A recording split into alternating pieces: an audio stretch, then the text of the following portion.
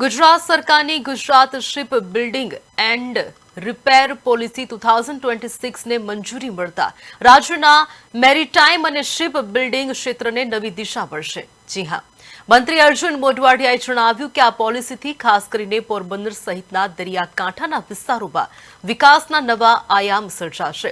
આશરે રૂપિયા કહી શકાય કે 3,300 કરોડની મેરીન ફેસિલિટી વિકસશે અને સ્થાનિક સ્તરે રોજગારીની નવી તકો ઊભી થશે।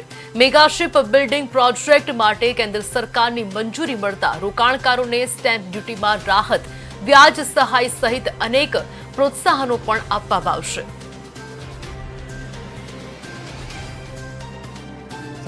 અને ગુજરાત સરકારની સહાય મળી અને એ બહારના મૂડીરોકાણકારો છે એ વિદેશોમાંથી અહીંયા આવી અને મૂડીરોકાણ કરે અને અહીંયાને રોજગારી પણ મળે અને સાથે સાથે આપણા નાના અને મધ્યમ કક્ષાના ઉદ્યોગોને પણ ફાયદો થાય એ પ્રકારની આ પોલિસી બનાવવામાં આવી છે।